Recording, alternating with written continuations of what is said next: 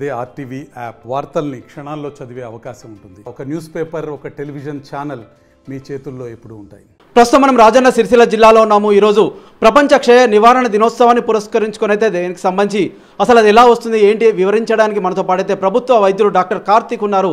ఒకసారి వారితో మాట్లాడదాం. సార్ చెప్పండి, ఈ మధ్య చూసినట్లయితే కొంతవరకు అయితే కొన్ని రోగాల వల్ల అయితే కొంత జనాలు అయితే సతమతం అవుతున్న పరిస్థితి అయితే ఉంది. ఈరోజు అయితే క్షయ నివారణ దినోత్సవాన్ని పురస్కరించుకొని అసలు ఆ వ్యాధి ఎలా వస్తుంది, దాని లక్షణాలు ఏంటి, ఎటువంటి జాగ్రత్తలు తీసుకోవాలి, దానికి సంబంధించి ఎలాంటి అవేర్నెస్ ముఖ్యమనేది వివరిస్తారా? ఓకే అండి, నమస్తే అండి, అందరికి నమస్కారం. నా పేరు doctor Karthik, PHC Boinpalli, Rajanna Sircilla district మండల వైద్యాధికారిని. సో ఈరోజు ప్రపంచ టీబీ నివారణ దినోత్సవం అండి. సో దీన్ని పురస్కరించుకొని మనం March 24 ప్రతి సంవత్సరం జరుపుకుంటూ ఉంటాం. అయితే దీని ముఖ్య ఉద్దేశం ఏంటంటే టీబీ అనే జబ్బు చాలామందికి దీని పట్ల సరైన అవగాహన లేదు. అండ్ దీనికి సంబంధించినవి మనం చేయాల్సినవి ఏంటంటే ఇది యాక్చువల్గా మనకు డ్రాప్లెట్ ఇన్ఫెక్షన్ అంటారండి. అంటే మామూలుగా మన గాలి ద్వారా జనరల్గా ఇది స్ప్రెడ్ అవుతూ ఉంటుంది. దీన్ని మైకోబాక్టీరియం ట్యూబర్క్యులోసిస్ అని దాని సంబంధించింది. సో దీనికి మనం చేయాల్సిన ముఖ్యమైన పని ఏంటి అంటే మామూలుగా మనకు 2 వారాలకు మించి దగ్గున్న, రాత్రిపూట ఎక్కువ చెమటలు పట్టడం కానీ, బరువు తగ్గడం కానీ, ఒకవేళ తెమ్మడలో రక్తం రావడం కానీ, ఇటువంటి లక్షణాలన్నీ కనిపిస్తూ ఉంటాయి. అక్కడక్కడ గుళ్ళలు లాంటి వాపుకు సంబంధించినవి కూడా ఉంటాయి. సో ఇవన్నీ కూడా ఒకవేళ 2 వారాలకు మించి దగ్గుండి నేను చెప్పిన పైన ముందు మీకు చెప్పిన లక్షణాలు ఏదన్నా కనిపిస్తే మీరు దగ్గరలో ఉన్న ప్రాథమిక ఆరోగ్య కేంద్రానికి వెళ్ళి ఒకసారి తెమ్డ పరీక్ష చేయించుకోవాలండి. తెమ్డ పరీక్ష చేయించుకున్న తర్వాత అందులో మనకు టీబీ ఉన్నదా లేదా అని చెప్పేసి నిర్ధారణ పరీక్షలు వస్తాయి. అలాగే ఇదే కాకుండా దీనికి సంబంధించిన ఒకటి ట్యూబర్క్యులిన్ టెస్ట్ అని కూడా ఉంటుంది. ఇప్పుడు కొత్తగా గవర్నమెంట్ వాళ్ళు టీబీ టెస్ట్ అని కూడా అంటున్నారండి. అది కూడా తొందరలో అందుబాటులోకి రాబోతుంది. దాని ద్వారా మనం తెలుసుకోవచ్చండి. ఆ తర్వాత ఈ వ్యాధిగ్రస్తులకు ముఖ్యంగా ఏంటంటే రోగనిరోధక శక్తి అనేది తక్కువ ఉన్న వాళ్ళకు ఇది ఎక్కువగా వచ్చే అవకాశం ఉంటుంది. సో మనం తీసుకోవాల్సిన జాగ్రత్తలు ఏంటంటే ఆహారపు అలవాట్లు అనేటివి కంపల్సరీ మార్చుకోవాల్సి ఉంటుందండి. సాధ్యమైనంత వరకు జంక్ ఫుడ్ కాకుండా కొంచెం ఆకుకూరలు, పండ్లు, ప్రోటీన్ కంటెంట్ ఎక్కువ ఉన్నాయి. ప్రోటీన్ కంటెంట్ ఎక్కువ ఉండేది ఎగ్, డైలీ బాయిల్డ్ ఎగ్ కానీ, లేకపోతే కొన్నిసార్లు మామూలుగా చికెన్లో కూడా ప్రోటీన్ ఉంటుంది. అది నాన్ వెజ్ సంబంధించిన ఐటమ్స్ కానీ ఏదైనా కూడా తగిన మోతాదులో తీసుకుంటే దీన్ని నివారించవచ్చు. అయితే ముఖ్యంగా ఏంటంటే షుగర్ కానీ, బీపీ వ్యాధిగ్రస్తులు కానీ కొంచెం కేర్ఫుల్ ఉండాలి. ఎందుకంటే ఆటోమేటిక్గా వాళ్ళకు రోగనిరోధక శక్తి అనేది తగ్గుతుంది. సో వాళ్ళు మాత్రం కంపల్సరీ సాధ్యమైనంత వరకు మాస్క్ ధరిస్తే మంచిదే అండి. కోవిడ్ పోయింది కదా అని చెప్పేసి చాలామంది రిలాక్స్ అవుతారు. అలాగే ఎక్కడ పడితే అక్కడ ఉమ్మి వేయడం కానీ, ఎక్కడ పడితే అక్కడ నీట్నెస్ పాటించకపోవడం ఇలా జరుగుతుంది. ముఖ్య ఉద్దేశం ఏంటి, ఇది డ్రాప్లెట్ ఇన్ఫెక్షన్, అంటే ఇది ఎయిర్ ద్వారా వస్తుంది. సో ఇట్లా ఎప్పుడన్నా తెలియకుండా కూడా ఎక్కడన్నా తెమ్డ ఉమ్మడం కానీ సరైన పద్ధతిలో వాళ్ళు కరెక్ట్గా మెయింటైన్ చేయకపోయేసరికి అవి డ్రాప్లెట్ ఇన్ఫెక్షన్ గాలి ద్వారా వ్యాపిస్తుంది. సో గాలి ద్వారా వ్యాపించినప్పుడు ఇట్లా రోగనిరోధక శక్తి తక్కువ ఉన్న వాళ్ళకి ఇమీడియట్గా వస్తుంది. సో సాధ్యమైనంత వరకు.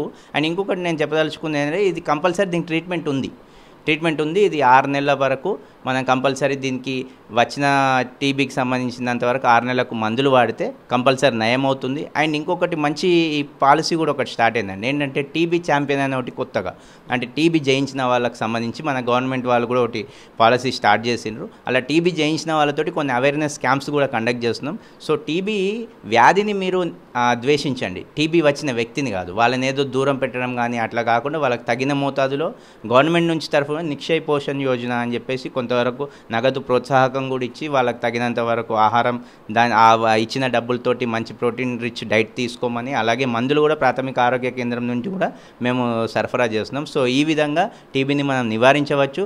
సో టీబీని జయించవచ్చు. ఓకే అండి, ప్రస్తుతం చూసినట్లయితే ట్యూబర్క్యులోసిస్ సంబంధించి అయితే ప్రధానంగా ఇది రావడానికి గల కారణాలు ఏంటి, అంతేకాకుండా కొంత మద్యపానం కావచ్చు, ధూమపానానికి సైతం కొంత వచ్చే అవకాశాలు ఉన్నాయని అయితే కొంత ప్రచారం అయితే కొనసాగుతుంది. అంతేకాకుండా ఇవి రావడానికి గల ప్రధాన కారణాలు ఏమేమి ఉంటాయని భావిస్తున్నారు సార్? అంటే ఏ కారణాల వల్ల వస్తుందని చెప్తున్నారు? ముఖ్యంగా ఇది చెప్పినట్టు బ్యాక్టీరియల్ ఇన్ఫెక్షన్ అండి. ఇది గాలి ద్వారా వ్యాపిస్తుంది. అయితే ఇప్పుడు మీరు అన్నట్టు మందు కానీ సిగరెట్ కానీ అంటే డెఫినెట్గా మందు సిగరెట్ తీసుకునే వాళ్ళలో ఆటోమేటిక్గా లంగ్స్ అనేటివి వీక్ అవుతాయి. అలాగే వాళ్ళ రోగనిరోధక శక్తి అనేది తగ్గుతుంది.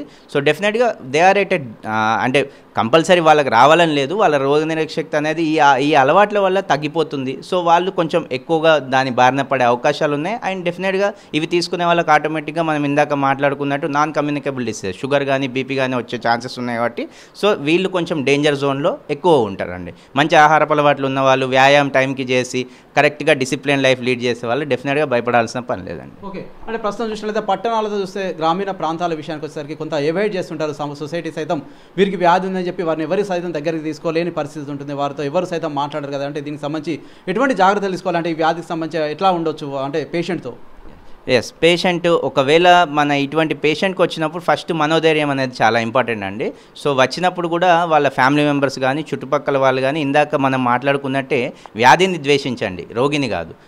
ఆయన ద్వారా మీకు వ్యాప్తి చెందకుండా ఉండాలంటే వాళ్ళు కరెక్ట్గా టైంకి ఆహారం ఇచ్చుకుంటూ వాళ్ళకి కరెక్ట్గా ఇప్పుడు గవర్నమెంట్ ప్రొవైడ్ చేస్తున్న మనీ వాడుకొని అలాగే టైంకి మాస్కులు పెట్టుకొని ఇవన్నీ చేసుకుంటూ అలాగే కరెక్ట్గా టైంకి ట్యాబ్లెట్స్ వల్ల కొంతవరకు అప్పుడప్పుడు చిన్నపాటి సైడ్ ఎఫెక్ట్స్ ఉంటాయి. బట్ ఎప్పుడు కానీ ట్యాబ్లెట్ కోర్సుని మాత్రం ఆపకూడదండి. ట్యాబ్లెట్ కోర్సు ఇచ్చిన 180 days అంటే 30x6 మనకు 180 days 6 నెలల కోర్సు ఉంటుంది. సో 6 నెలల కోర్సు కంప్లీట్గా వాడితే డెఫినెట్గా 6 నెలల తర్వాత మళ్ళీ తెమ్మ పరీక్ష చేస్తే అది ఆటోమేటిక్గా వాళ్ళు కరెక్ట్గా దాన్ని గ్యాప్ లేకుండా మందులు తీసుకుంటే కంపల్సరీ వాళ్ళకి తగ్గిపోతుంది. అలాగే వాళ్ళ ఇంటి వాళ్ళ కోసం కూడా మేము ప్రత్యేకంగా టీబీ సూపర్వైజర్స్ అని ఉంటారండి. విలేజ్లో గ్రామీణ ప్రాంతంలో కూడా తిరుగుతూ ఉంటారు వాళ్ళు. ఆ ఇంటి వాళ్ళ వ్యాధిగ్రస్తులో ఉన్న ఇంట్లో కూడా వాళ్ళకి చెకప్స్ చేస్తాము. చెకప్స్ చేసి వాళ్ళకు కూడా టీబీ ప్రివెంటివ్ థెరపీ అని ఉంటుందండి. వాళ్ళకు వచ్చిన వాళ్ళకు కూడా ముందు జాగ్రత్త అంటే prevention is better than cure అన్నట్టు ప్రివెంటివ్ మెడిసిన్స్ కూడా కొన్ని ఇచ్చేసి వాళ్ళ ఇంట్లో వాళ్ళకు కూడా తగిన జాగ్రత్తలు చెప్పి ఈ వచ్చిన మనిషికి కూడా తగిన జాగ్రత్తలు సూచించి ఆయన కంపల్సరీ మాస్క్ ధరించడం కానీ ఆయన ఆహారపు అలవాట్లన్నీ మార్చుకొని ఆయనకు ఒకవేళ షుగర్ బీపీ లాంటివి ఉంటే ఆ మందులు టైంకి వేసుకొని టీబీ మందులు టైంకి వేసుకొని సరైన పద్ధతిలో ఆయనకు పోషకాలు అందించగలిగితే అతను కంపల్సరీ టీబీని జయించిన వాడు అవుతారు. అలాగే టీబీ ఛాంపియన్ అవుతారు. ఆయన గ్రామీణ ప్రజలకు కూడా మేము సాధ్యమైనంత వరకు అవగాహన కల్పిస్తున్నాం. మా ఏఎన్ఎంస్ కానీ ఆశాస్ కానీ ఇంటింటికి తిరిగి కూడా ఈ విషయంలో అవగాహన కల్పిస్తున్నారు. ఓకే, కానీ ఇంత చెప్పినప్పటికీ సైతం కొంత గ్రామీణ నేపథ్యంలో ఉన్నవారైతే కొంత చెట్ల మందులు కావచ్చు పసర్లు అంటూ సైతం కొంత వారి వెంట అయితే వెళ్ళే పరిస్థితి అయితే ఉంటుంది కదా. దీనివల్ల తగ్గుతాయంటూ సైతం వారైతే కొంత విశ్వసిస్తారు. కానీ చివరికి చేతులు కాలాక ఆకులు పట్టుకున్న చెందాగా అయితే వ్యాధి అయితే ముదిరిన తర్వాత అయితే మళ్ళీ హాస్పిటల్కి అయితే వస్తున్న పరిస్థితులు అయితే ఉంటాయి కదా. ఇటువంటి వాటి గురించి అయితే ఏం చెప్తారు సార్? డెఫినెట్గా అండి, ఇది నిజంగానే మీరు అన్నట్టు చేతులు కాలాక ఆకులు పట్టుకున్న చందనలే జరుగుతుంది. మా దృష్టికి కూడా కొన్ని కేసెస్ వచ్చాయి. చాలా వరకు అయితే అవేర్నెస్ క్యాంపెయిన్స్ రన్ చేస్తున్నామండి. ఈవెన్ ఈ రోజు కూడా మేము మా పిహెచ్సి తరఫున కొంతవరకు అవేర్నెస్ క్యాంపెయిన్ కలిగించాము. అలాగే వచ్చిన పేషెంట్స్ కూడా కంపల్సరీ మేము కానీ మా ఆశాస్ కానీ సూపర్వైజర్ కానీ చెప్తున్నాం. అలాగే ఊర్లోకి సంబంధించిన కూడా కొన్నిసార్లు అవేర్నెస్ క్యాంపెయిన్స్ పెట్టినప్పుడు కూడా పెద్ద మనుషుల ద్వారా కూడా చెప్పిస్తాము. అలాగే ప్రజాప్రతినిధులు కూడా ఇందులో ఇన్వాల్వ్ చేస్తున్నాము. ఇన్వాల్వ్ చేసి వాళ్ళ ద్వారా కూడా ఇదేది మన ఏమంటారు ఉన్న మూఢనమ్మకాలు కానీ ఏదైనా మంత్రం వేసుకుంటే మంత్రాలకు చింతకాయలు రాలుతాయి ఇటువంటి ఈ చందా ఇట్లా కాదు. దీనికి కరెక్ట్గా వైద్యం ఉన్నది, వైద్య సదుపాయం అందుబాటులో ఉన్నాయి. అండ్ మీకు ఇంటికి వచ్చి కూడా మందులు ఇచ్చే సదుపాయం ఉంది. కాబట్టి మీరందరూ కూడా దీన్ని సద్వినియోగపరచుకోవాలి. అలాగే పరీక్ష చేయించుకోవడానికి కూడా చాలామంది వెనకాడుతున్నారు. మీరు అన్నట్టు అది చిన్న తెమిడ పరీక్ష ఒకటే ఉంటుందండి. దానికి పెద్ద వెనకాడాల్సిన పని లేదు. అండ్ 60 సంవత్సరాలు దాటిన ప్రతి ఒక్కళ్ళు అంటే డెఫినెట్గా షుగర్ బీపీ ఉన్న వాళ్ళు ఒకవేళ 2 వారాలకు మించి పైన అనుకున్నట్టు ఇందాక లక్షణాలు జ్వరం రావడం కానీ చెమటలు పట్టడం కానీ దగ్గినప్పుడు రక్తం రావడం కానీ తెమటలు ఎటువంటి లక్షణాలు ఉంటే మాత్రం ఎటువంటి సంకోచం అవసరం లేదండి. అండ్ మీరు వచ్చి నిర్భయంగా వచ్చి పిహెచ్సిలో మీ తెమటని ఇవ్వచ్చు. మేము దానికి పరీక్షించి తగిన రిజల్ట్స్ ఇస్తాము. అండ్ డెఫినెట్గా మీరు అన్నట్టు ఈ రుగ్మతను మనం పోగొట్టాలి. దీనికి సంబంధించిన అవేర్నెస్ క్యాంపెయిన్స్ రన్ చేసి మేము కూడా సాధ్యమైన ద్వారా ప్రజల అవగాహన కల్పించే ఏర్పాట్లు చేస్తాం. ఈ వ్యాధి ఎన్ని రోజుల్లో నయమవుతుందండి? అంటే సరైన పద్ధతిలో ట్రీట్మెంట్ తీసుకుంటే మనకు 6 నెలల్లో మన కోర్స్ ఉంటుందండి. డాట్స్ అంటాం, డైరెక్ట్ అబ్జర్వ్ ట్రీట్మెంట్ అని కోర్స్ అని చెప్పేసి. సో దాని ద్వారా 6 నెలల్లో కంప్లీట్గా రోగికి నయమవుతుంది. ఆ తర్వాత 6 నెలలు వాడిన తర్వాత మన తెమ్మ పరీక్షకు మళ్ళీ చెప్పుకున్నట్టు మొదటి తెమ్మ పరీక్ష ఇచ్చి నిర్ధారణ అయిన తర్వాత మళ్ళీ రిపీట్ 6 months తర్వాత మళ్ళీ తెమ్మ పరీక్ష చేస్తాం. అందులో నెగిటివ్ రిజల్ట్ వస్తే వీళ్ళకు టీబీ నయమవుందని చెప్తాం. అండ్ మీరు ఇందాక అన్నట్టు మేము తీసుకోవాల్సిన చర్యలు కానీ ఇంకా కొన్ని మీరు అన్నట్టు కొన్ని వేళ్ళు ఉనికిపోయినాయి గ్రామీణ ప్రాంతాల్లో కానీ ప్రజల్లో కానీ దీనికోసం గోప్యంగా అంటే డెఫినెట్గా దీనికి సంబంధించిన మొత్తం ప్రచారం అయితే ఉండదండి. వాళ్ళ వివరాలు కూడా గోప్యంగానే ఉంటాయి. అది ఓన్లీ మన మెడికల్కి సంబంధించిన వ్యక్తుల ద్వారా మాత్రమే ఉంటుంది. అండ్ మీరు అన్నట్టు వాళ్ళకి సంబంధించినంత వరకు ఎక్కడ ప్రచారం కానీ వాళ్ళ పేర్లు కానీ బయటికి చెప్పడం అంటూ ఉండదు. వాళ్ళు వచ్చి వాళ్ళకు కంపల్సరీ వాళ్ళకి కావాల్సిన ట్రీట్మెంట్ సంబంధించిన గోళీలు తీసుకొని వెళ్ళడం జరుగుతుందండి. అండ్ సూపర్వైజర్లను కూడా మేము ఎప్పటికప్పుడు అలర్ట్ చేస్తున్నాం. అండ్ ఎవరు కూడా ఈ వివరాలు అనేవి బయటికి పొక్కవండి. అదైతే నిజం. గ్రామీణ నేపథ్యంలో అయితే ఎలాంటి అవేర్నెస్ ఉంటే బాగుంటుందా సార్? అంటే మన మీరన్న పాయింట్ చాలా బాగుందండి. బేసిక్గా ఏంటంటే అవేర్నెస్ ఒకటి స్కూళ్ళ ద్వారా ఇవ్వాలండి. మీరు అన్నట్టు ఇప్పుడు మీరు మంచి పని చేస్తున్నారు, మీ మీడియా ద్వారా కూడా దీనికి మాకు హెల్ప్ఫుల్ అవుతుంది. అండ్ ఈవెన్ మేము అన్నట్టు ఇందాక ప్రజాప్రతినిధులు కానీ గ్రామంలో ఉన్న పెద్దల ద్వారా కానీ కుదిరినప్పుడల్లా మనం ఏదైనా గ్యాదరింగ్స్ కానీ ఏదైనా జరిగినప్పుడు దీని పట్ల ఒక చిన్నపాటి మీటింగ్, ఒక టీబీ అవేర్నెస్ ఒక 5 నిమిషాల పాటు, అలాగే అంగన్వాడీ సెంటర్స్లో కానివ్వండి, ఐకేపీ మహిళల మీటింగ్లో కానివ్వండి, అక్కడ కొంతవరకు దీని మీద మనం అవగాహన కార్యక్రమాలు జరిపించినప్పుడు కొంతవరకు మనం దీని మీద ఉన్న అవేర్నెస్ని క్రియేట్ చేయవచ్చు.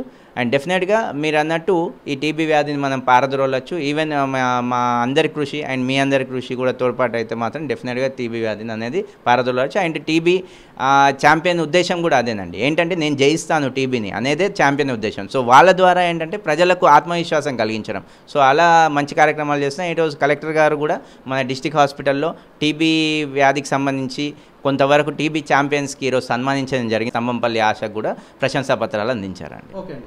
ప్రస్తుతం మనం చూసినట్లయితే టీబీకి సంబంధించి అయితే కొన్ని అనేక రకాల రుగ్మతలు అయితే ఉంటాయి. వీటిని అయితే తొలగించుకోవాలి. ప్రతి ఒక్కరు సైతం టీబీని జయించడానికి అయితే ప్రయత్నం అయితే చేయాలని చెప్పేసి అయితే వైద్యులు కార్తీక్ అయితే వెల్లడిస్తున్నారు. ఏదైనప్పటికైతే ఉచితంగా రాష్ట్ర ప్రభుత్వాలు అయితే 1,00,000 నుంచి 2 లక్షల వరకు అయితే మందులు అయితే ఇచ్చే ప్రయత్నం సైతం చేస్తుంది. టీబీకి సంబంధించి ట్యూబర్కులోసిస్ అయితే అంటారు. ఆ దగ్గు కావచ్చు, ఎడతెరపి లేని దగ్గుతో పాటు కొంత రక్తపు వాంతులు వస్తే ఖచ్చితంగా మా ఆసుపత్రికి అయితే రావాలి అని అయితే వీరైతే వెల్లడిస్తున్నారు. గతంలో చూసినట్లయితే కొంత పట్టణాలకు వెళ్లాల్సిన పరిస్థితి అయితే ఉండేది. కానీ ఇప్పుడు గ్రామాల్లో సైతం దీనికి సంబంధించిన పరీక్షలు సైతం చేస్తున్నాము. అంతేకాకుండా మీరు సమాచారం సైతం గోప్యంగా ఉంచబడుతున్నట్టు అయితే వైద్యులు చెప్తున్న ఆ పరిస్థితి అయితే మనమైతే రాజన్న సిరిసిల్ల జిల్లాలోని ప్రభుత్వ ఆసుపత్రి దగ్గర అయితే చూస్తున్నాం. Over to studio. మరిన్ని వీడియోస్ కోసం ఛానల్ ని సబ్స్క్రైబ్ చేయండి. లేటెస్ట్ అప్డేట్స్ కోసం వాట్సాప్ ఛానల్ ని ఫాలో అవ్వండి. ఆ లింక్ డిస్క్రిప్షన్ లో ఉంది.